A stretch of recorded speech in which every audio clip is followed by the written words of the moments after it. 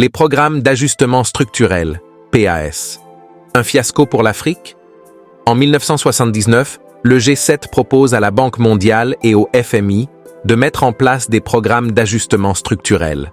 Ces programmes, des réformes économiques initiées par la Banque mondiale et le FMI, visent à aider les pays pauvres à faire face à la crise économique provoquée notamment par la baisse des prix dus au choc pétrolier de 1973 et 1979. Les programmes d'ajustement structurel sont généralement mis en place dans les jeunes nations nouvellement indépendantes, souvent économiquement fragiles et confrontées à des problèmes de mauvaise gestion interne.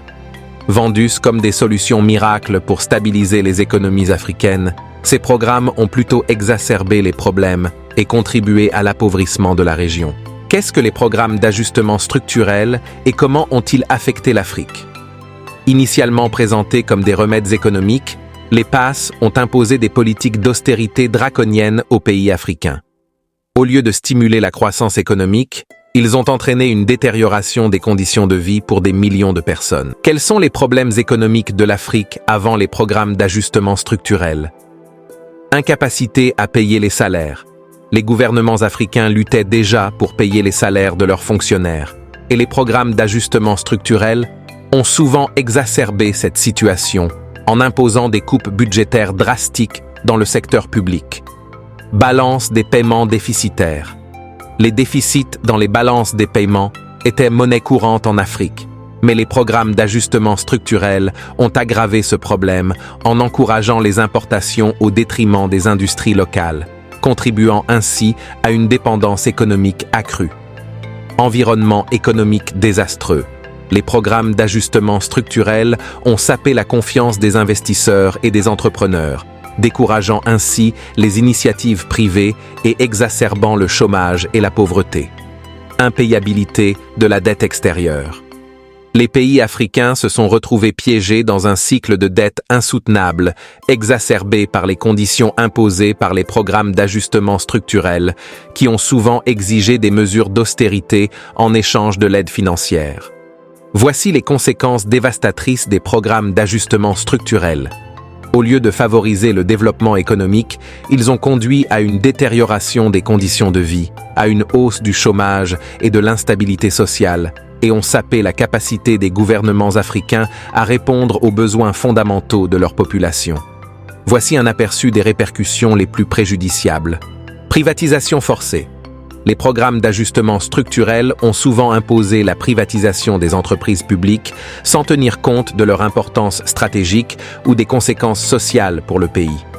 Cette approche a conduit à la vente précipitée d'actifs nationaux essentiels à des intérêts étrangers, affaiblissant ainsi la souveraineté économique et politique des nations africaines. Licenciement massif. La mise en œuvre des programmes d'ajustement structurel a entraîné des vagues de licenciements massifs dans le secteur public, alors que les entreprises d'État étaient souvent privatisées ou restructurées.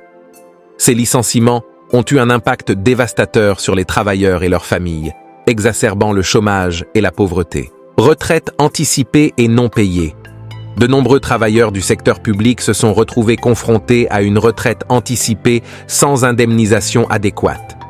Les régimes de retraite étaient souvent sous-financés ou pillés, laissant les retraités sans moyens de subsistance et dépendant des systèmes de sécurité sociale déjà fragiles. Emprunt à des taux élevés. Les programmes d'ajustement structurel ont incité les pays africains à contracter des emprunts à des taux d'intérêt élevés sur les marchés financiers internationaux. Ces prêts ont souvent été utilisés pour financer des projets de développement insoutenables ou pour rembourser des dettes antérieures, agissant ainsi comme un fardeau financier supplémentaire pour les générations futures. Conseils d'experts controversés. Les pays africains ont souvent été conseillés par des experts du Fonds monétaire international, FMI, ou de la Banque mondiale, dont les recommandations ont parfois aggravé la situation économique. Par exemple, l'intervention de Dominique Strauss-Kahn au Congo a été associée à une détérioration spectaculaire de la situation économique du pays, avec une dette croissante et des conséquences sociales désastreuses. Les conséquences des programmes d'ajustement structurel ont été profondes et durables, marquant un tournant sombre dans l'histoire économique de l'Afrique. Mais ce n'est pas encore fini.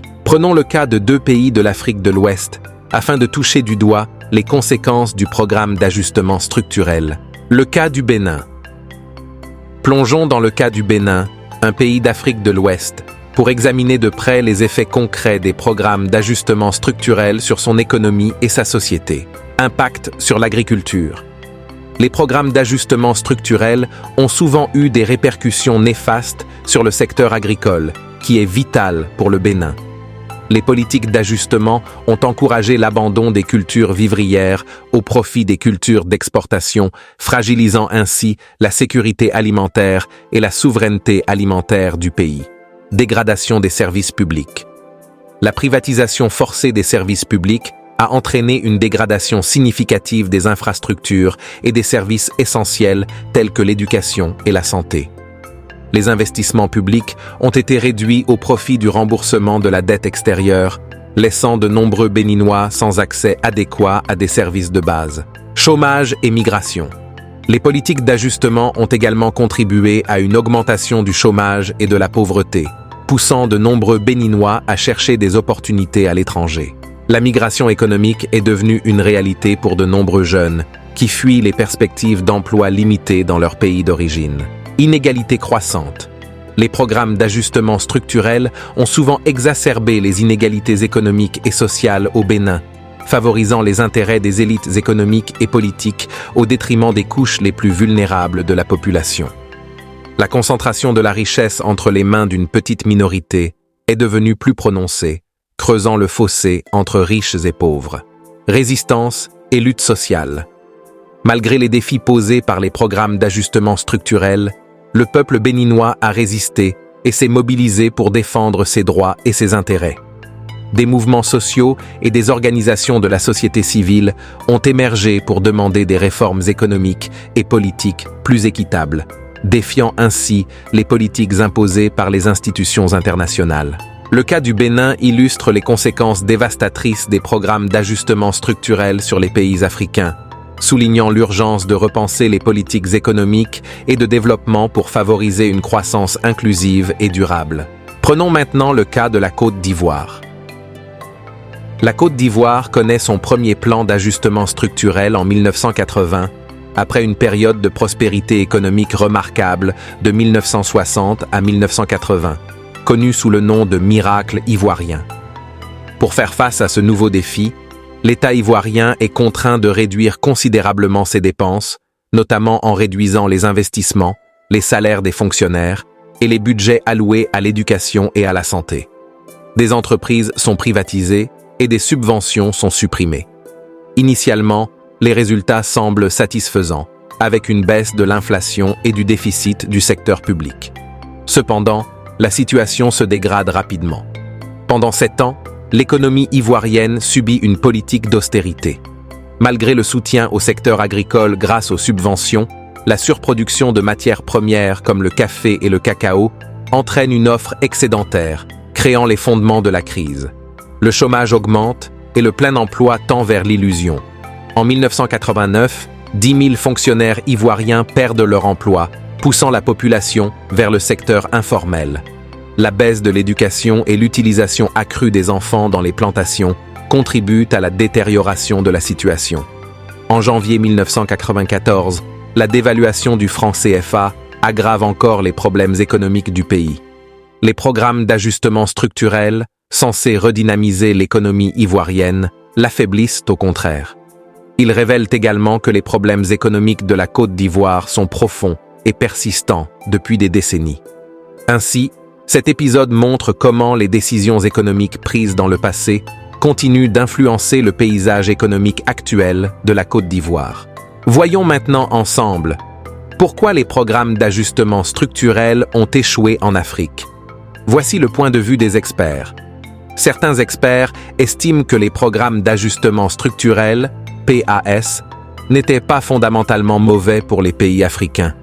Ils soutiennent que ces programmes auraient dû se concentrer davantage sur l'autosuffisance alimentaire en encourageant la production d'aliments de base tels que les haricots, le blé ou le riz, plutôt que de se focaliser sur les cultures d'exportation comme le coton ou le cacao. Cependant, cette vision optimiste se heurte à une réalité complexe. Non seulement les conseils émanant de ces experts sont sujets à controverse, mais également la plupart des acteurs chargés de mettre en œuvre ces programmes ont des liens étroits avec le système néocolonial. Ces acteurs, tant politiques qu'économiques, semblent souvent œuvrer en faveur d'objectifs qui vont à l'encontre du véritable développement des pays africains. Cette situation soulève des questions essentielles quant à la pertinence des politiques imposées par les PAS et à leur réelle contribution au progrès économique et social en Afrique. Impact différent des programmes d'ajustement structurel selon les contextes. Les programmes d'ajustement structurel ont réussi dans certains pays d'Asie du Sud-Est en raison de leur indépendance politique et monétaire. En revanche, en Afrique, ces programmes ont souvent échoué en raison de la domination persistante des puissances étrangères et de la dépendance économique. Motivation des puissances occidentales. Les programmes d'ajustement structurel ne sont pas motivés par un désir sincère de développement en Afrique, mais plutôt par des intérêts économiques et géopolitiques. Ils visent à maintenir les pays africains endettés et à contrôler leurs ressources naturelles et leurs marchés, ce qui renforce la domination économique des anciennes puissances coloniales. Système défaillant et lavage de cerveau. Le système éducatif néocolonial et le lavage de cerveau médiatique ont contribué à diaboliser les cultures et les traditions africaines, favorisant ainsi l'adoption de modèles occidentaux inadaptés aux réalités locales. Les dirigeants africains formés dans ce système reproduisent souvent des politiques qui vont à l'encontre des intérêts de leur propre peuple. Corruption. La corruption endémique sapant les institutions gouvernementales affaiblit davantage la capacité des États africains à mettre en œuvre des réformes efficaces et à promouvoir le développement économique durable. Ainsi se termine notre plongée dans les méandres des programmes d'ajustement structurel en Afrique. Nous avons exploré en détail leurs origines, leurs impacts dévastateurs et les véritables motivations qui les sous-tendent. Mais au-delà des chiffres et des faits, c'est l'histoire des peuples africains qui se dessine, une histoire marquée par les luttes pour la survie économique et la souveraineté. Il est désormais clair que ces programmes n'ont pas été la solution miracle tant espérée pour le développement du continent. Au contraire, ils ont souvent contribué à perpétuer les cycles de pauvreté et d'injustice. Il est temps de remettre en question ces politiques imposées de l'extérieur et de donner aux nations africaines les moyens de forger leur propre destin. Ensemble, engageons-nous à promouvoir des politiques économiques inclusives et équitables pour l'Afrique. Partagez vos réflexions dans les commentaires, aimez et partagez cette vidéo pour sensibiliser davantage de personnes à ces enjeux cruciaux. N'oubliez pas de vous abonner à notre chaîne pour rester informé des prochaines vidéos. Merci à vous pour votre attention et votre soutien.